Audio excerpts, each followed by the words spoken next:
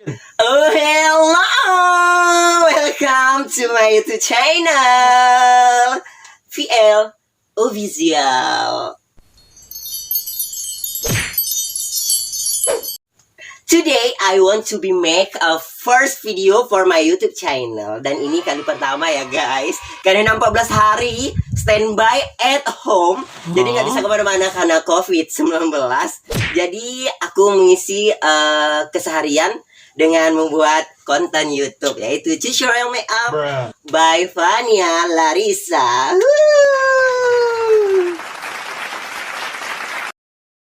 Oke gengs, langkah pertama sebelum memulai make up, kali ini aku menggunakan Essential Whitening Serum dari Le Tulip. Yang ini yang liquid ya, ada juga yang spray.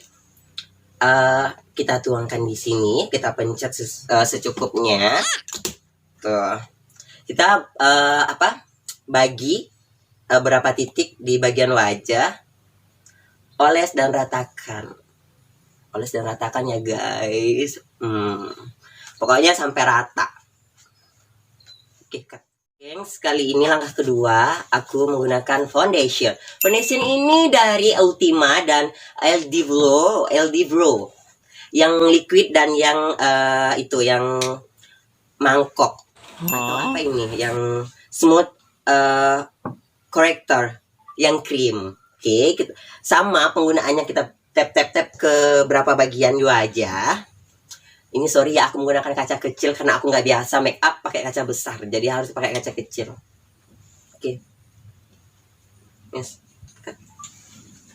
Oke gengs, lanjut step ketiga, pakai face powder. Ini aku dari mana? Dari Ultima 2. Dari Ultima 2. Dan pokoknya ke seluruh wajah. Yang paling utama tuh di bagian bawah mata harus diselamatin dulu karena rawan bergaris manja. Dan di bagian di sini dekat bibir. Tuh, suka bergaris kalau di bawah ketawa. Diratakan. Oke, lanjut step ke selanjutnya. Pakai bedak matte powder dari Maybelline New York Fit Me. Ini yang warna agak coklat. Pokoknya pembagiannya tuh sama, pengaplikasiannya tuh sama. Ratakan ke seluruh bagian wajah Anda. Lanjut pakai matte powder dari Run Cosmetic Indonesia. Ini produk ini sangat familiar in Thailand. Saya selalu cinta kau dengan sapu rasa, saya sayang kau dengan hati yang biasa. Pokoknya ini produk termehong guys yang pernah aku beli guys, dan meroboh kocek aku. Jadi buat kalian yang mau make up sama saya, harga pokoknya yang nawar-nawar gitu nggak bisa deh kayaknya. Soalnya ini harga itu sesuai harga kualitas produk dan sesuai hasil.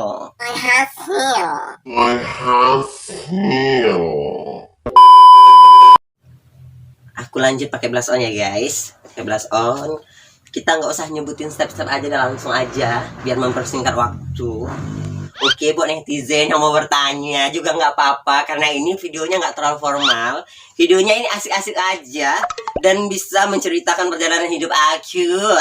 Yang membuat kalian masih penasaran dengan jalan cerita hidup aku dari masa kecil yang udah jadi perbencongan sampai besar seperti ini.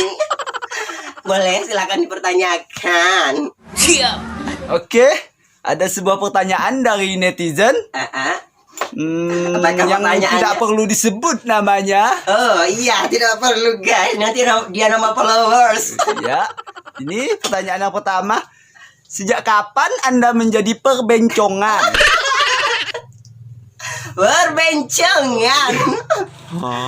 Oke, aku kali ini aku mau cerita asal mula aku jadi perbencongan. Awal mula sekali Memang udah dari kecil udah kelihatan banget, dari sebelum sekolah udah perbencongan banget. Suka main boneka, temenan sama cewek-cewek. Pernah juga temenan sama cowok satu geng berlima. Di situ cuma kayaknya nggak nyambung gitu. Jadi aku lebih milih enakan sama perempuan, main boneka, main BP-BP-an. Tahu nggak guys BP-BP-an apa? Yang kayak mainan kertas ya. Iya, pakai lunsung-lunsung baju gitu. Terus, bagaimana pendapat orang tua Anda tentang jalan yang Anda pilih sekarang? Apakah orang tua Anda mendukung atau tidak? Gini aku mau cerita, pokoknya cerita paling detail. Gini, pokoknya dulu tuh orang tua aku tuh cerita, bapak cerita asal usul kenapa aku sampai seperti ini, perbencongan guys.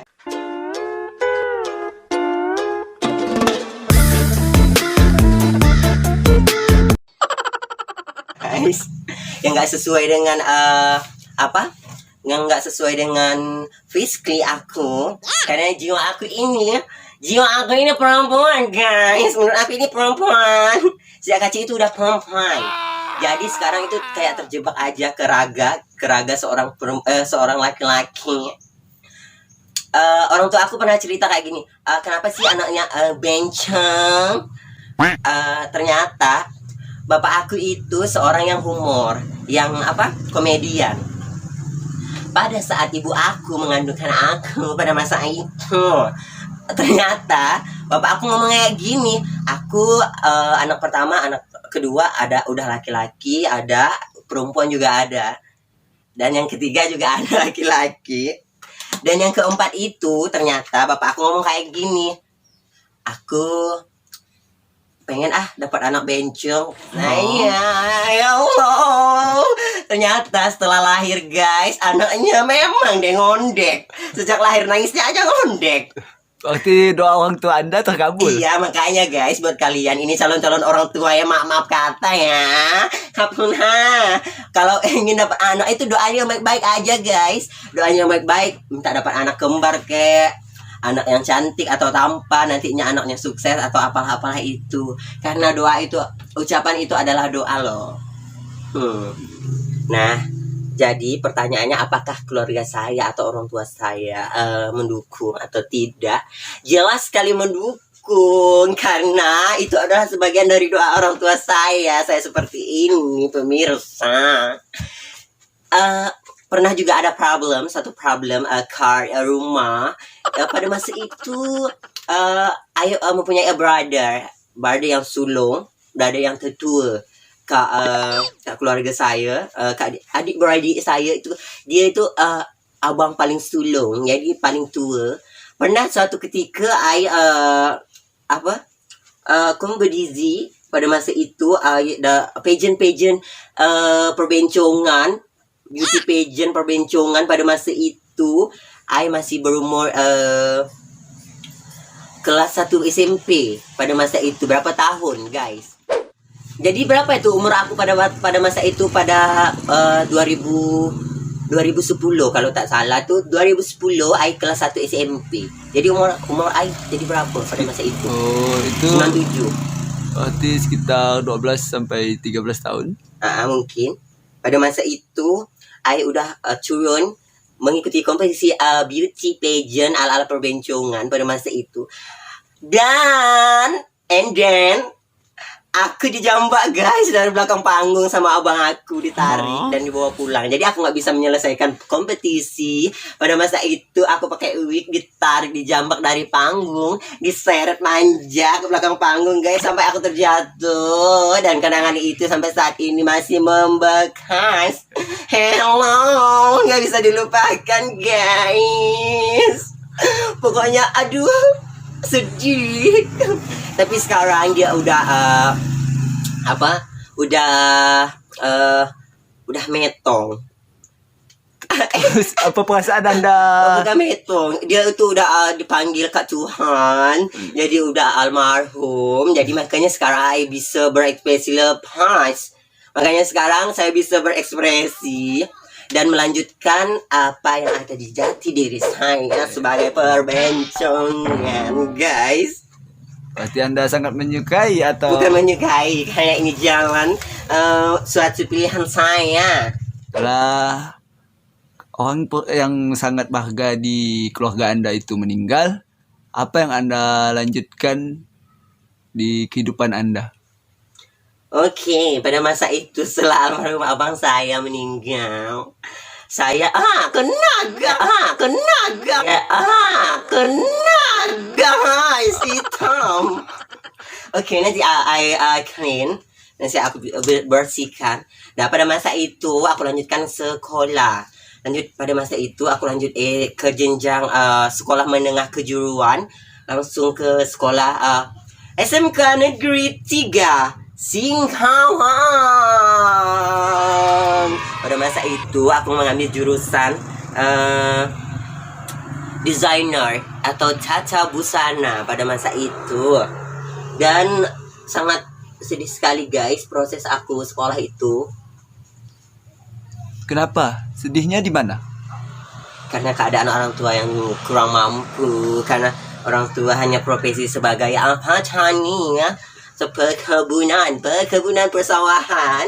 Jadi pada masa itu aku pada masa libur holiday setelah ujian nasional SMP, pada masa itu aku kerja ke suatu daerah Dayak, suatu daerah yang dimana di situ pekerjaan mayoritas masyarakat situ sebagai dompeng.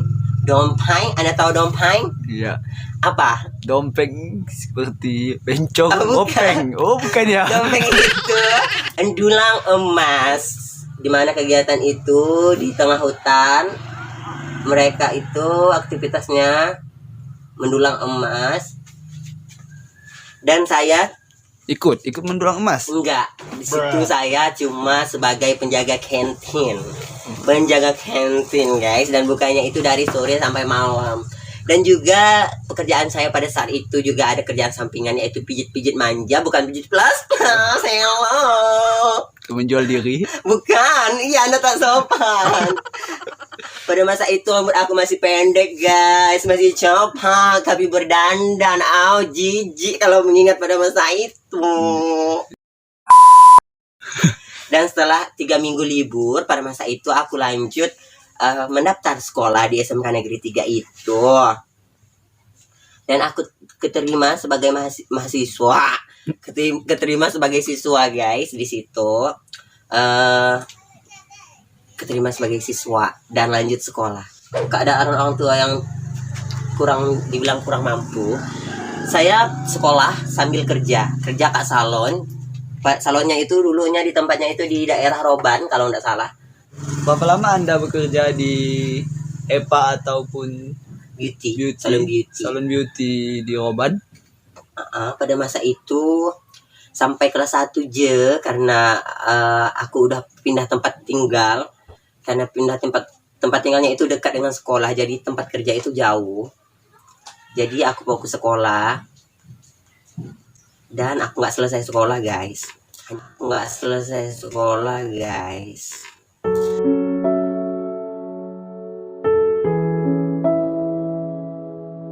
Hanya kelas 2 semester 2. Kau tahu nggak alasannya kenapa? Iya, kenapa? Gini, karena kan aku mikirnya itu keadaan orang tua kan yang sangat tidak memadai untuk menyekolahkan aku. Bukan juga karena orang tua yang tidak memadai, karena kemauanku juga yang nggak mau lanjut sekolah. Karena gini, pada masa itu kakak aku itu udah di semester akhir kuliahnya. Jadi kan perlu uangnya banyak, perlu dananya banyak, dan itu harus dibagi 2. Belum lagi aku kos, belum lagi belum lagi biaya makan sehari-hari di kota ya kan, belum huru-hara keluar malam guys. Jadi karena tuntutan siswa kalau di daerah kota itu kan, jadi kan lebih banyak keperluan di luar daripada keperluan sekolah ya begitu. Jadi aku memutus, ada juga sih satu alasan mengapa aku nggak sekolah lagi, karena pada kelas 2 itu tuntutannya seluruh siswa untuk yang kelas 2 khusus bagian busana itu harus mempunyai mesin jahit. Karena kelas 2 itu kita akan dikirim ke konveksi atau butik yang ada di Singkawang atau di luar Singkawang. atau di Pontianak dan sebagainya. Kita itu kan kelas 2 itu kan SMK kan SPG kan? Iya. PSG atau SPG? PSG. Aku SPG special promotion dong. Kan PSG, jadi itu harus punya mesin. Takutnya nanti kita itu ada tugas yang nggak bisa kita selesaikan di tempat kita bekerja, jadi harus dibawa pulang untuk dikerjakan di rumah untuk nilai kita supaya lebih bagus. Dan pada masa itu aku ngomong sama bapak aku kemarin itu kerja di luar negeri, bekerja di Malaysia. Pada masa itu aku bilang seperti ini, Pak, aku ini kelas 2 ini butuh mesin jahit. Kalaupun nggak bisa beli mesin jahit, harus beli HP Android yang bisa itu untuk searching Google dan lain sebagainya, untuk mencari wawasan-wawasan dan mencari mencari ide-ide kreatif yang ada di situ buat mendesain baju gitu. Dan ternyata pada saat lebaran itu, pas libur semester 2 mau masuk semester 2, bapak aku pulang dari Malaysia pada saat itu. Buat Milo dong. Enggak, aku menagih janji sama bapak aku. Saya kira buat Milo. Yang katanya mau beliin aku mesin jahit atau paling minimal itu HP Android pada masa itu. Dan ternyata bapak aku itu perginya cuma nggak banyak membawa uang pulang gitu. Karena kebutuhan keluarga itu lebih banyak, guys. Bulan ke bulan itu banyak, tuntutan keluarga itu banyak. Jadi aku kecewa dong ya, nggak jadi dibeliin mesin jahit ataupun nggak jadi dibeliin handphone. Karena pada masa itu handphone aku itu jadul banget. Itu pun dibeliin guru aku, nyicil bayarnya. HP sama pada masa itu, guys. Fotonya juga retak-retak, nggak bisa selfie gue. Aduh, sedih banget. Dan pas pada libur sekolah itu sudah usai, baliklah kita ke Singkawa untuk sekolah. Dan ternyata di kos-kosan aku itu, barang baju aku, buku-buku aku udah dicuri, guys. Dan aku memutuskan untuk berhenti sekolah. Sedih banget. Jadi sekarang siapa Fania itu? Fania Larissa. Fania Larissa. Aku itu viralnya karena ikut sebuah channel YouTube kemarin, jadi talent pemeran utama kalau boleh dibilang. Karena channel YouTube-nya nggak boleh aku kasih tahu pada masa itu. Bubur cah pada masa itu. Dan aku langsung viral dari followers Instagram aku dari 3.000 lebih. Dan sekarang itu udah 11,6k. Yeay, congratulations. Dan boleh disebut followers terbanyak di Kecamatan Jawa itu seorang Fania _Barbie_Borneo. Followers terbanyak di Kecamatan Jawa, guys. Dan boleh dibilang seorang selebgram, dan udah bisa nerima endorse juga. Dan pekerjaan atau profesi aku, lebih tepatnya itu seorang entrepreneur, seorang yang berdiri di bidang usaha, yaitu usaha yang aku jalani sekarang ialah profesi aku sebagai makeup art atau MUA, boleh dikatakan MUA, dan lengkap dengan fasilitas dekorasi dan gaun pengantin. Nah, ini sekali aku promosi juga buat kalian yang mau booking jasa dekorasi dan makeup aku, silahkan aja hubungi langsung nomor WhatsApp aku, atau bisa langsung DM di Instagram aku. Nanti aku akan mention nama Instagram aku di bawah ini, pemirsa. Oke, geng, sampai finish. Dan pertanyaannya juga kayaknya udah selesai juga. Mungkin nggak ada lagi pertanyaan. Ini aku mau jelasin. Aku hari ini nggak pakai alis karena berhubung alis aku udah tebal banget, pemirsa, itu udah tebal banget. Jadi aku cuma pakai sisa-sisa maskara aja yang ada kuasnya, itu disapu-sapu ke alis, dan hasilnya itu manja loh. Tuh, jadi alis serabut. Jadi alis berserat.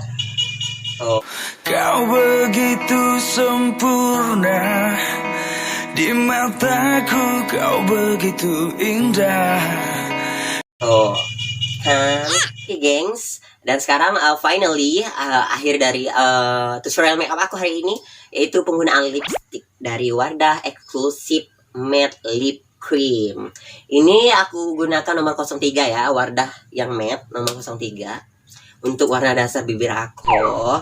Karena ini temanya makeup sehari-hari atau makeup untuk pergi undangan juga bisa, karena ini enggak terlalu manja-manja banget. Jadi aku kali ini mau explore warna lipstick yang jarang aku gunakan. Biasanya aku selalu warna merah, jadi kali indang pakai yang warna neutral aja, nomor 03 warna nude. Oke, Pania. Jadi ada satu pertanyaan yang sangat mendebarkan sekali. Apa itu, guys? Ada satu pertanyaan yang belum sangat terjawab sampai sekarang. Siapakah nama seorang Pania Larissa? Nama asli Eke, jengong dong guys. Merusakan citra bangsa ini kalau ketahuan.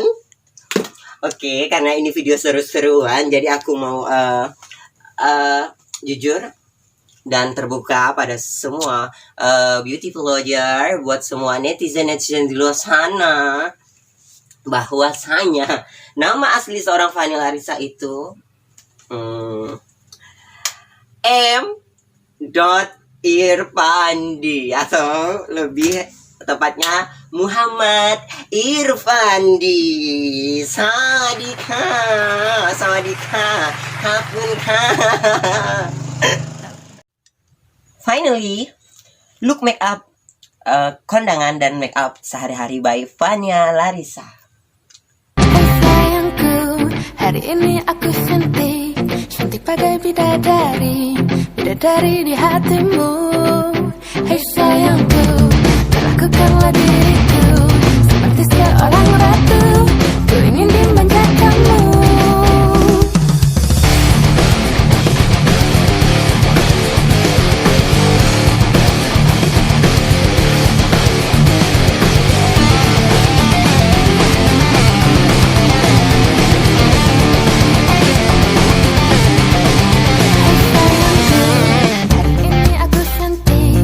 Akhirnya video tutorial by Fania Larissa finish.